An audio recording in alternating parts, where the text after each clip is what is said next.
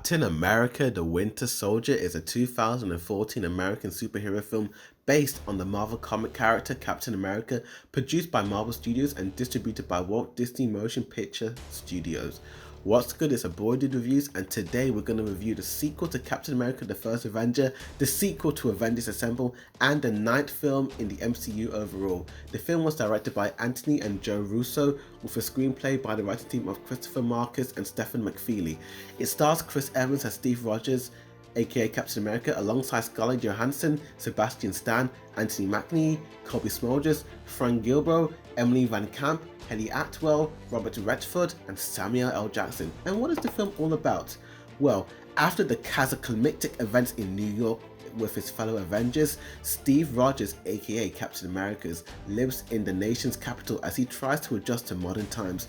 An attack on a SHIELD colleague throws Rogers into a web of strange events that place the whole world at risk. Joining forces with the Black Widow and a new ally, the Falcon, Steve Rogers struggles to expose an ever-winding conspiracy, but he and his team soon come up against an unexpected enemy. Now, a major influence in The Winter Soldier was conspiracy fiction from the 1970s, such as The 3 Days of the Condor, with the script also drawn from the Winter Soldier story arc written by Ed Brubaker.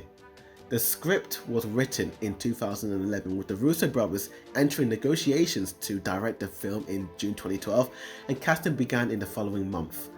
And while the directors aimed for more realism with focus on practical effects and intense stunt work, 2,500 VFX shots were done by 6 different companies. Whoa. And The Winter Soldier premiered in LA on March 13, 2014 and was released to the US on April 4, 2014. The film became a critical and commercial success, grossing over $714 million, making it the 7th highest grossing film of 2014. It received an Academy nomination for Best VFX. And yeah, what do I think about this film? Oh, not only is this one of the best MCU films, this is definitely one of the best comic book films ever. Period. And what do I like about this film? Let's go straight to the positives, and it is definitely the story. I flipping love having Captain America coming terms to, like, he's kind of like in modern time, and he's kind of like, you know, working with SHIELD. I just love the whole story and how there's this whole conspiracy with like Hydra, a secret organization, and how it's affecting SHIELD. And it's just like how Captain America's trying to deal with all this, and like he's trying to like have this, like, he's still got the mental like good boy attitude he had in the first Avengers of like trying to do the right thing and knowing what's right and what's wrong. And I flipping love it. I love it so much. It just gets you in immediately. It's just absolutely flipping amazing. The first act is just phenomenal. It gets you into the film. The adrenaline rush is absolutely amazing. There's a lot of interesting things that happen, and I'll talk about that, but we'll get into spoilers later on. But let's talk about the characters. And Chris Evans, there's too many Chris's in these MCU films, plays Steve Rogers really well. I flipping love this guy as Captain America. He works so well as this guy, and it just works. The performance just works so much better. And like how he's trying to adjust to like modern time. And you know, it's so interesting how he was in like the 40s and now he's in like modern day. I feel like it's really cool. I love Scarlett Johansson as Natasha Romanoff. I love Steve Rogers and Natasha Romanoff's chemistry. You think it's kind of a romantic relationship, but it's more of like a best friend-ish type of relationship. It's really cool, and they spent the majority of the film together, and it's just so great. I love the writing on those two and how they're just like working off one another, and it's just so great. So flipping great. Another cool addition is Anthony Mackie as the Falcon, and he's kind of like Captain America's new best friend, replacing Bucky. And I do quite like this guy. I really do like you know, his like performance as the Falcon. He's got this military-esque vibe about him, and I do like those two together. They're really cool. Nick Fury also does have a much bigger role in this film. He's also put in a lot of danger as well concerning like another organization threatening Shield, and I feel like he does a really good job with this performance as well. The visual effects is phenomenal in this film. It's absolutely mind-blowing, and it's crazy just looking at some of the shots. It's a visually amazing movie, to be honest with you. It's just absolutely phenomenal. Like the way it's shot, it feels like a proper movie. When you watch this film, it doesn't feel like a comic book film. It feels like a spy movie. It feels like at times when I'm watching this film, it feels like I'm watching a James Bond film. It feels like a proper, real movie, not like these campy comic book films you see in the big screen all the time. It feels real and gritty. The shots they use, the visual effects, it's also real, it's also grounded. It puts you in the perspective of the characters, how they're feeling, the action scenes. Oh, it's just amazing, dude. It's phenomenal. Absolutely phenomenal, dude.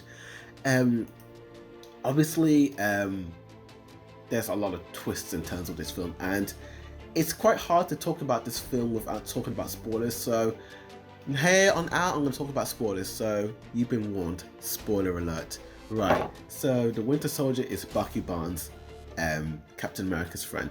Now, I bet a ton of people knew about that. I bet many people went into this film knowing that, but I had no idea. I had no idea about that. I remember being at the age of 16 watching this film for the first time, and I was just mind blown that Bucky Barnes was the Winter Soldier, and it was like, this is Captain America's best friend.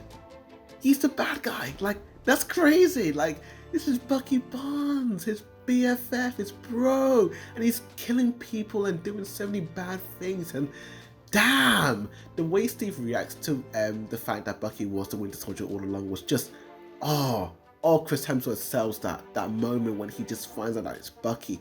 Even me, I was just like sitting in my spirited chair being like, this is not happening. I don't know, I just found that really surprising, and I just didn't see it coming, you know. And I love how they just work Bucky Barnes, and Bucky Barnes does have so much more interesting stuff happening with him in future films, but we'll get to those movies later on in the date. Also, another interesting plot twist is that Hydra, the evil organization that Captain America was fighting against in the first film, has literally kind of integrated with S.H.I.E.L.D., and half of the S.H.I.E.L.D. agents are actually Hydra agents, and they've been kind of literally doing stuff in S.H.I.E.L.D., finding out little facts. Certain events that happened in the past was because of Hydra, but S.H.I.E.L.D. were in it, and I just thought, oh my gosh, that was just, whoa, that's just messed up and absolutely awesomely surprising. Like, Hydra has been secretly operating within its ranks, causing global chaos with the objective of making humanity surrender its freedom in exchange for security. It's just phenomenal, absolutely phenomenal. The villains of the film, you can say it's the Winter Soldier, but I'd say the main villain of the film would be someone like the main, like, some of the main Hydra agents.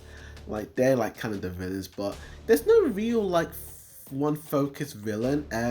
You could say it's Alexandra Pierce, and he is the leader of the Hydra cell within the S.H.I.E.L.D., so you can kind of say he is, but the film doesn't really focus on him in particular as the villain. It does focus on the Winter Soldier and who he is, but I like how it doesn't have one specific villain. The villain of the story is mainly the whole idea and concept of Hydra. It's the Hydra organization, they are the villain. And I quite like that. I think that's very interesting and different, to be honest with you. And I thought that was really groovy and cool. The soundtrack is also pretty cool and intense, and it does, you know, really get your goosebumps running and all that. Henry Jackman's music is really amazing. And yeah, in terms of negatives of this film, I don't really have many negatives to talk about the film. Maybe mixed aspects of the film. There are little things that happen in the films that don't really make sense, you know. And remember that doctor guy who worked with Red Skull? I forgot his name, but it was that wheezy little doctor from the first Avengers who was kind of the sidekick to the Red Skull. The Red Skull's sidekick, I forgot his name, but he kind of makes an appearance in the film, and he kind of like, you know, gives this kind of like exposition dump because he's turned into a computer, and basically Steve and the Black Widow go to this kind of like, they go back to Steve's old army camp, and they kind of confront like the Red Skull sidekick guy, and they find out that Hydra has been working alongside it's been working inside Shield. And I don't know, the way it was done was kind of like, it was kind of done pretty poorly in a way. It was like, oh, so this is Hydra, let me tell you all about Hydra. Hydra's this and that. It's like, I'm a computer now, I was once a man and now I thought that was a little bit corny, to be honest with you. But apart from that, this film is phenomenal. Every time I watch this film, it gets better and better. It's mind-blowing how good this film is, you know.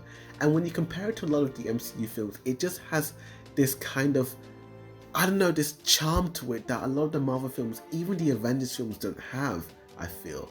And I feel like it is down to the direction of the Russo brothers, you know, which is why I feel like the Russo brothers were the perfect choice to direct the Avengers Infinity War and Endgame films, because they really get these characters, they understand the story, they understand it. I like how they don't talk down to the audience, you know.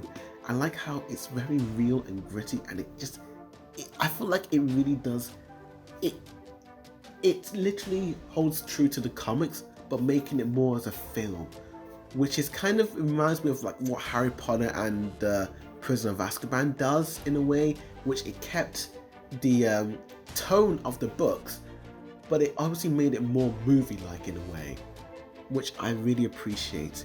And with that, I have to give The Winter Soldier a 10 out of 10 and an A star. There's no surprise there, it's a phenomenal movie. It's a proper movie. If you're to watch any MCU film, you watch this one. You watch this one. In fact, you watch all the Captain America films, because all the Captain America films have this consistency that just feel great and amazing.